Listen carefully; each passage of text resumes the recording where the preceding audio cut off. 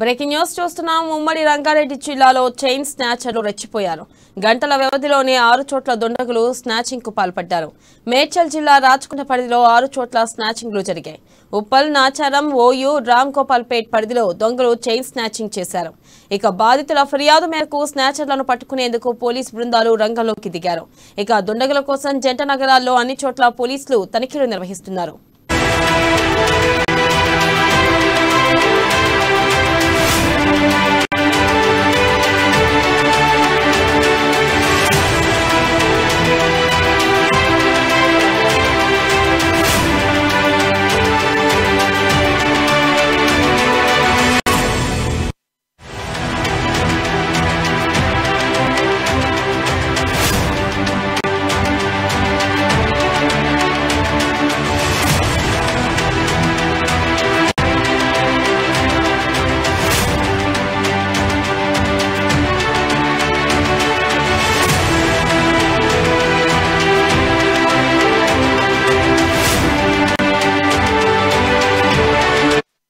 Breaking news చూస్తున్నాం. ఉమ్మడి రంగారెడ్డి జిల్లాలో చైన్ స్నాచర్లు రెచ్చిపోయారు.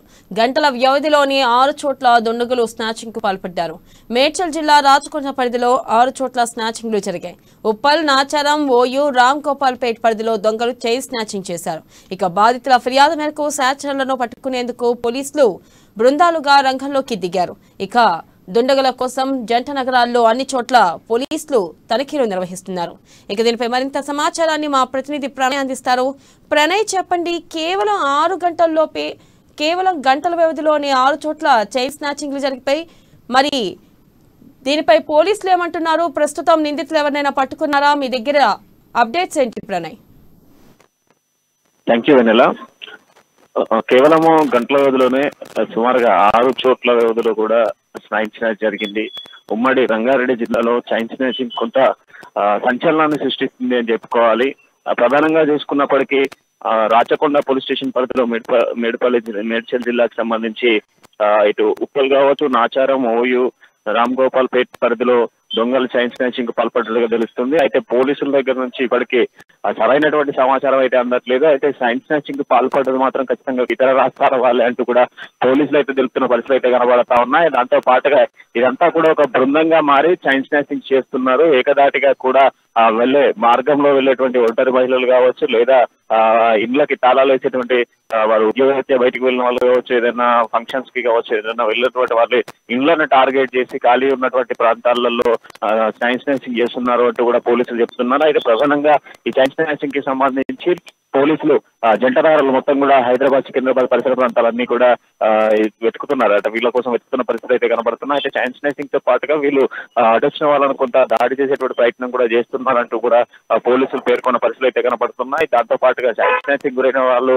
ఇటు కంప్లైంట్స్ ఇచ్చినట్టుగా కూడా పోలీసులు చెప్తున్నారు. వీరి కోసం గాలింపు చర్యలు చేపడుతున్నామంటూ కూడా పోలీసులు అయితే చెప్తున్న పరిస్థితులు అయితే ప్రధానంగా కనబడతా ఉన్నాయి. దాంతో పాటుగా వీళ్ళు ఎక్కడైతే చోరీలు చేశారో ఆ చోరీల ప్రాంతంలో ఉన్నటువంటి కొన్ని సీసీ ఫోటేజ్ ఆధారంగా వారిని గుర్తించేటువంటి ప్రయత్నం చేస్తామంటూ కూడా పోలీసులు చెప్తున్న పరిస్థితులు అయితే కనబడుతున్నాయి.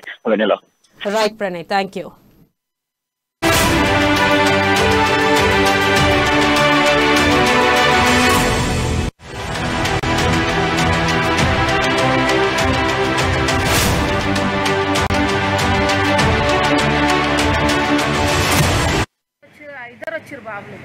ఇద్దరు వచ్చారు. బండి మీద చూసినాము. ఒక ఆయన బండి మీద పడ్డాడు, ఒక ఆయన వచ్చిండు ముసలాం కింద పడేసిండు. కట్ చేసుకుని వెళ్ళిపోతాడు. బాబు బాబు అని పిలిస్తే వెళ్ళిపోయిండు. అంతే, దొరకలే. ఆయన 6 అయిందమ్మా?